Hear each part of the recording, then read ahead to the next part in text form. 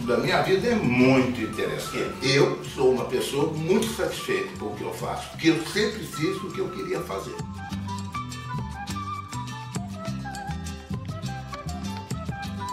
Obviamente, quando se pega a biografia de uma pessoa, a tendência é começar pela infância. É a coisa mais complicada do mundo, é começar uma biografia pela infância. Eu não sei o que eu estou fazendo nesse período, qualquer afirmação que eu fizer pode ser perigosa. Então, se eu não tivesse feito alguma coisa na vida, vocês nem se preocupariam em vir aqui falar comigo. Uma vida de nascer, crescer, morrer. Vocês estão fazendo reportagem com uma pessoa que de alguma maneira se sobressaiu naquilo que se propôs fazer. Eu sou formado em Direito, então bacharel sou, porque os advogados fazem tudo que mandarem eles fazer e poucas vezes conseguem fazer só aquilo que eles acreditam. Então eu estava fadado, talvez, a fazer uma carreira desse tipo, mas não fiz. Não fiz porque, não sei por que cargas d'água, o teatro me pegou. Me pegou desde muito cedo, se eu quiser pensar e voltar à minha infância. Desde pequeno a professora falava, o Amir sabe falar alto, sabe ler em voz alta, então dá para dar poesia para ele recitar. Aí tinha pecinha no teatro, me chamavam porque eu era talvez mais expansivo de que outros. Eu dei ouvidos a um lado meu que me surpreendeu, mas que estava vivo dentro de mim, que me arrastou. Me arrastou. No terceiro ano da faculdade, eu já não estava mais suportando a faculdade. Nada no ranço da academia me mobilizava um jovem com menos de 20 anos de idade, inquieto, querendo fazer coisas. Nada disso me chamava atenção. Mas, em compensação, eu morava em São Paulo. E nesse período, na década de 50, era uma época de muito crescimento da sociedade brasileira. É o início dos governos mais desenvolvimentistas, Juscelino Kubitschek, a industrialização do país. Aí, obviamente, eu fiquei encantado por tudo que acontecia. Eu tinha toda a possibilidade de ser outra coisa. A inquietação que havia da cidade de São Paulo me chamava muito. Assim, não demorou muito para que eu abandonasse a faculdade e fosse seguir outras coisas, porque conheci uma coisa que eu nunca tinha visto antes, que era teatro. Eu sentava no banco da universidade, da faculdade, e via aqueles professores fazendo teatro na minha frente. Era a faculdade de Direito, mas um teatro de péssima qualidade. Eu ia no TBC e via que o teatro que eles faziam era muito melhor. Então eu falei, eu acho que eu quero fazer isso. Não tive dúvida. Amigos meus que queriam fazer teatro também começam a te influenciar. Aí é que a tua vida começa. Não é porque você entrou no curso que você queria entrar que a tua vida já engrenou. A tua vida começa quando você começa, talvez, a fazer o curso, a encontrar gente, a ouvir coisas, a aparecer caminhos, muitas vezes totalmente diferentes daquele que você propõe, mas que pode ser definitivamente o teu caminho de transformação. Não há nada pronto na vida. Tudo está em movimento, tudo pode ser modificado, tudo pode ser feito de outra maneira. Meu destino não estava traçado, eu desobedeci várias leis, eu desobedeci várias regras, eu saí várias vezes do caminho que meu pai achava que seria o melhor para mim e fui para um outro caminho totalmente diverso que depois ele achou que foi muito bom para mim. Entende? Mas eu fiz as minhas escolhas.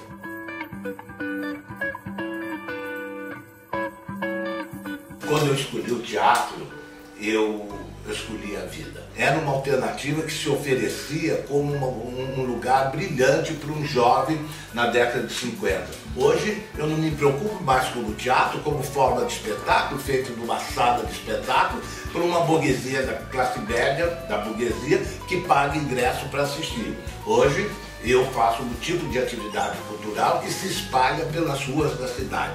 Eu saí da camisa de força da ideologia e me vestir com os trapos coloridos da fantasia.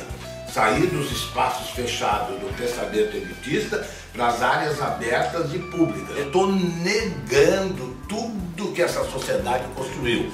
Ela construiu os espaços fechados, construiu o teatro do jeito que você faz. Esse teatro que a gente chama de teatro italiano, que vocês conhecem, onde a gente vai assistir peça, ele não tem 300 anos de vida. E a gente vai para aquilo como se aquilo fosse a eternidade do teatro. Eu sempre fui muito bendito por tudo. Eu ganhei os melhores prêmios de teatro trabalhei com os melhores artistas do teatro brasileiro, sou uma pessoa respeitada, sou um excelente professor de teatro, entende? E quando fazia isso, a sociedade me recompensa, me dá prêmios, me dá tudo. Mas na hora que eu saí disso que está previsto para mim há muito tempo e ordenado, e de repente resolvi fazer o quê? Ir fazer teatro nos espaços abertos, eu já comecei a ser mal visto. Falei, ele tomou um ácido da década de 70 e não voltou.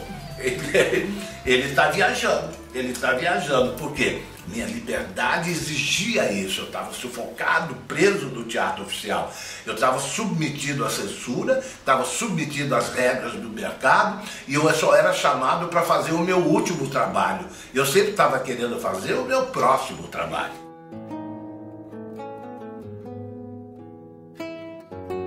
Todo pensamento que me isola me deixa sufocado. Eu sou uma pessoa de liberdade, eu vivi a liberdade, vivi a perda da liberdade e hoje me preocupo intensamente com essa questão da liberdade. Não há realidade social importante sem o cidadão livre. Como é que a sociedade tira esse meu sentido de transgressão? Dizendo que ele faz teatro de rua. Não fala que eu abandonei as salas do poder e fui fazer teatro para todas as pessoas. Ele faz teatro de rua. Então eu não gosto, eu acho que eu faço teatro. Teatro é uma atividade para todas as pessoas, não é uma atividade elitista, não é uma forma de atividade cultural que foi inventado por um gênio qualquer. Foi o teatro que criou o Shakespeare, não foi Shakespeare que criou o teatro. Não é isso que eu faço teatro e mais, eu modifico o conceito de arte que a sociedade burguesa desenvolveu. Eu retomo para meu pensamento um conceito primordial, ancestral, moderno, contemporâneo, atual, que é a questão das artes públicas. Eu retorno a ancestralidade da manifestação artística.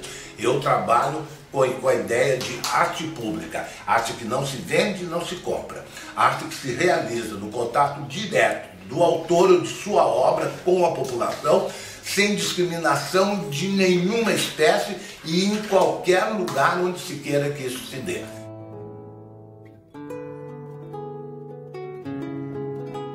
Aí eu saio do mercado, deixo de ser privatizador e vou fazer arte pública. Eu acho que a grande transgressão, o grande risco que eu significo e o grande avanço que eu posso significar e que possa interessar para você é isso, de eu ser capaz de dizer que esse mundo é assim, mas pode e deve ser de outro jeito. Nós não somos obrigados a levar isso até o fim.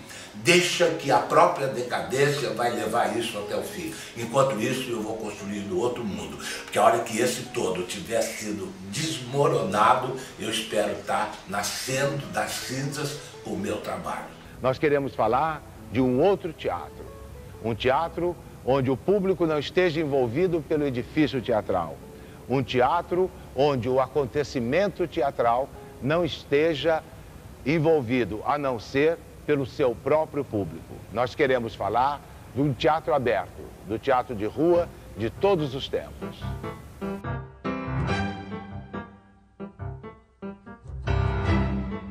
A vida é exercício. Você não espere uma iluminação, que Deus vai cagar uma ideia maravilhosa da tua cabeça, que Ele não caga.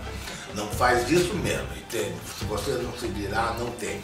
Então não veio assim. Foi vindo aos poucos. E para acontecer isso, eu tive que passar por muita coisa. Vou voltar à biografia. Eu fui reprovado no exame vestibular da Escola de Arte Dramática de São Paulo, que foi uma coisa de Deus. Aí uma cagada de Deus. Boa, entende? Deus me reprovou, mas no minuto seguinte eu já estava com os meus colegas de faculdade juntos pensando em formar um grupo de teatro e fundamos um grupo Oficina. E a partir daí minha vida não parou mais. 2 anos com Oficina, me separei do Oficina, estava em São Paulo, saí de São Paulo, peguei um avião e fui para Belém do Pará. Isso foi a grande modificação da minha vida, porque me colocou em realidade, em contato com uma realidade que eu desconhecia, o Brasil. O Brasil.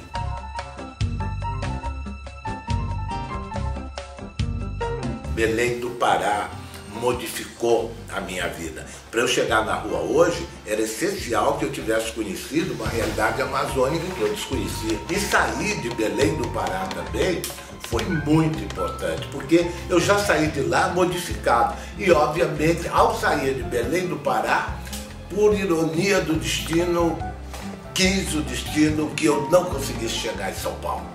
Eu parei no Rio de Janeiro para ficar uma semana. Nunca mais voltei para São Paulo. A ida para Belém do Pará, na verdade, começou a desenvolver minha ligação com o norte, o extremo norte do país, o nordeste, do Rio de Janeiro para cima. Eu já tinha dirigido uma peça aqui, embora sem assinar, no Rio de Janeiro. E as pessoas sabiam que eu era um bom diretor. Aí, quando eu cheguei aqui, imediatamente eu recebi um convite. Na segunda-feira, que eu deveria estar voltando para São Paulo, eu estava começando a dirigir um espetáculo, um show, com poesias do Vinícius e música do Vinícius de Moraes, chamava Receita de Vinícius. E a partir daí foi encadeando um trabalho atrás do outro aqui no Rio de Janeiro. Eu me firmei como um diretor respeitado, fui trabalhar com o Teatro Universitário Carioca, uma coisa que me acrescentou muito. Eu sempre gosto de trabalhar com jovens fora do teatro profissional. E aí cresci, fui fundando meus grupos. Tive um grupo, a comunidade, e depois, finalmente, o Tá na Rua. Tá na Rua! Tá na Rua, praticamente, é filho da minha relação com o Rio de Janeiro. Do meu amor por essa cidade que é o Rio de Janeiro. O seu trabalho não é independente do lugar onde você vive. Tem muito a ver com a região onde você vive, com a cidade, com as características daquela região.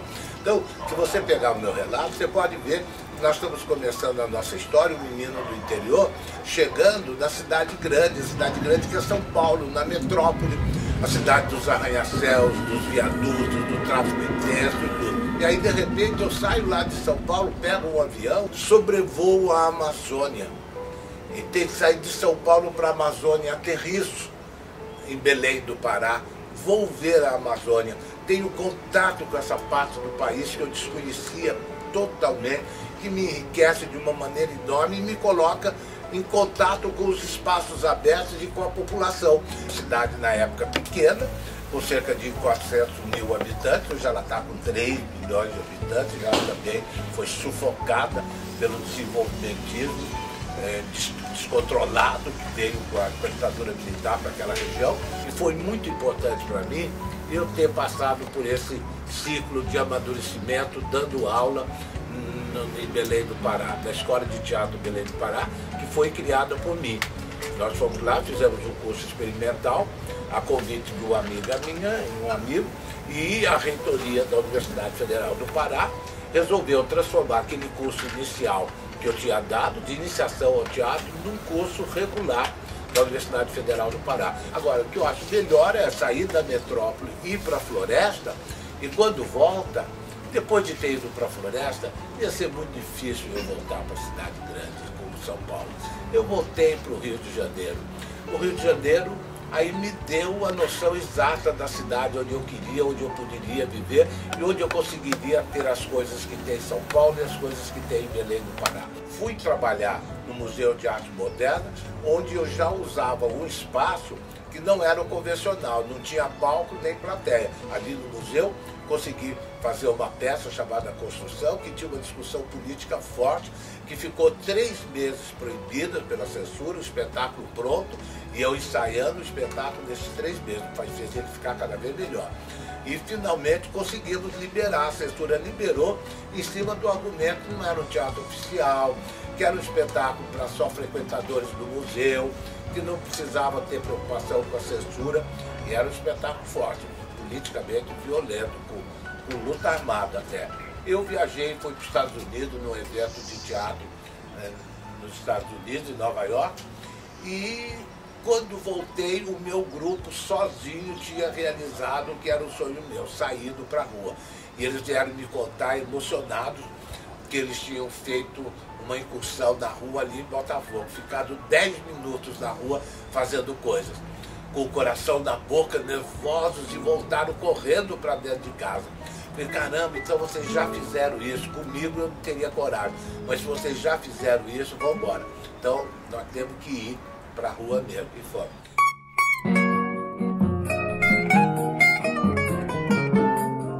hoje não tem limite no espaço onde eu posso realizar o espetáculo. Né? Passado esses anos todos, eu estou na rua há 34 anos que eu faço teatro de rua.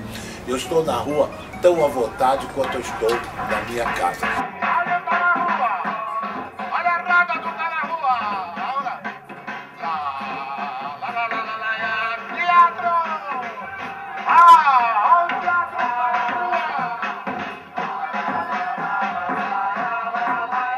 Quer dizer que eu só fui para a rua para testar o espaço. Eu não fui levar cultura para os pobres, eu não fui levar salvação para ninguém, jamais fui messiânico, jamais fui evangélico, nunca fui portador de uma boa nova, nunca me interessei em salvar ninguém. Pelo contrário, eu acho que as pessoas têm direito de se perder. Tem direito de se perder. Eu lembro, quando eu era adolescente, eu fazendo tudo para me perder. Eu saí do interior, fui para São Paulo, e ali eu queria me perder, significando que eu queria me achar. Quando você vai para a rua e faz o seu espetáculo numa área aberta qualquer, a sociedade se organiza à sua volta sem levar em conta as questões de classe. Quem fica na frente é o que é o menor, quem fica do lado é aquele lá do lado, o maior fica atrás, não tem o lugar do rico, não tem o lugar do pobre. Então eu fui trabalhar com o ser humano livre das divisões de classe. E óbvio que eu trazia na minha linguagem muito desse teatro que é feito dentro das salas fechadas.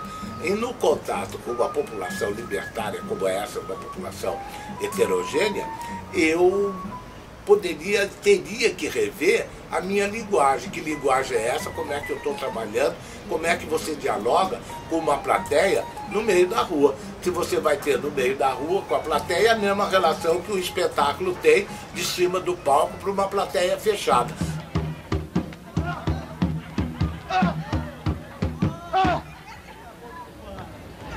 Até que enfim salvei-me, meu filho! Aleluia!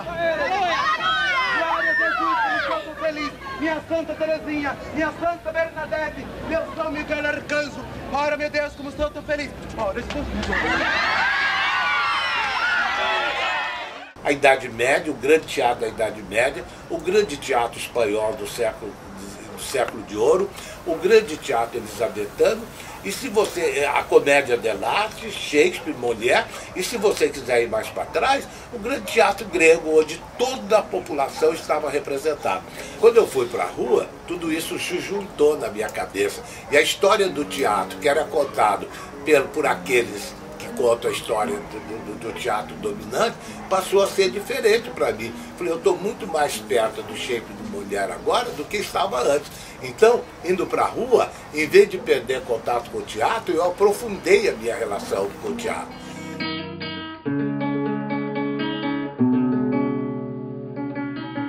Eu me libertei da couraça ideológica que pesava sobre mim.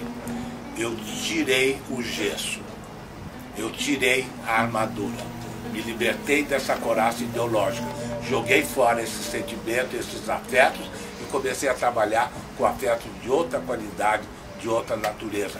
Comecei a ter o sentimento do mundo, o verdadeiro sentimento do mundo. Não tinha mais o meu sentimento individual de pequeno burguês falando das minhas qualidades possíveis, entende?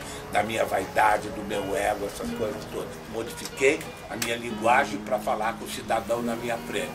Pobre, rico, preto, branco, inteligente, burro, alfabetizado, analfabeto, todos.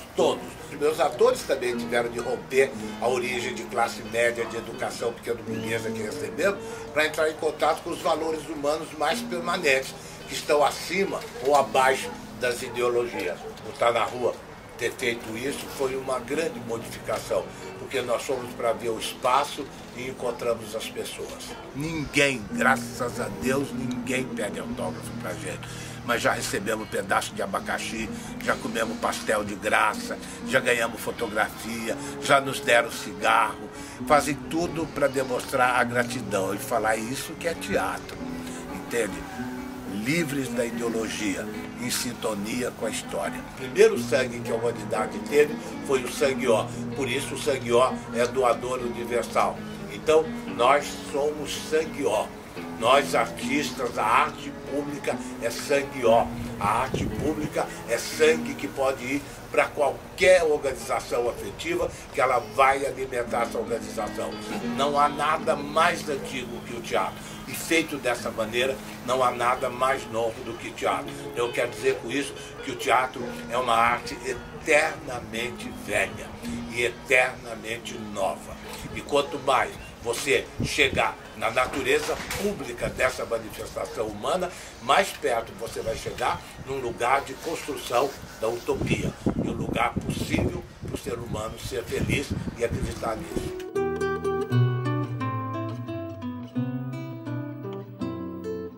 A Lili é parte da minha família.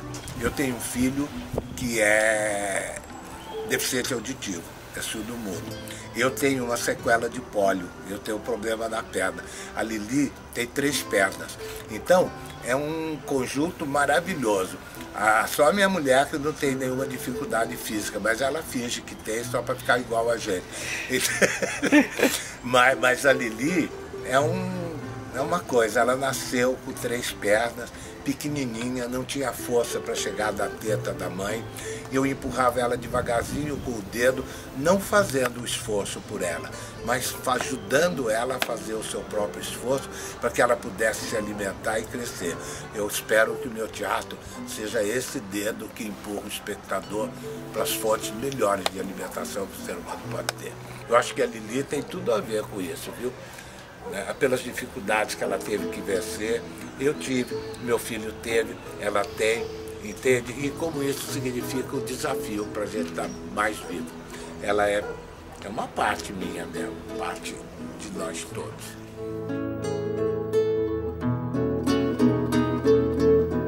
Você tem o que falar e ter gente para ouvir é essencial. Porque todos os meios de comunicação são censurados, são controlados. Você não ouve vozes verdadeiras através da imprensa. Eu não posso fazer um teatro que confirma os valores que eu detesto. Eu não posso afirmar o teatro da burguesia, porque eu vou estar afirmando valores de uma sociedade absolutamente decadente. É perversa a sociedade brasileira. Sempre foi elitista, sempre fechou a geladeira com chave para o empregado não meter a mão. Eu não venci na carreira, eu escolhi um caminho de comprometimento social porque eu sou um sobrevivente da década de 60. Eu não posso viver sem liberdade.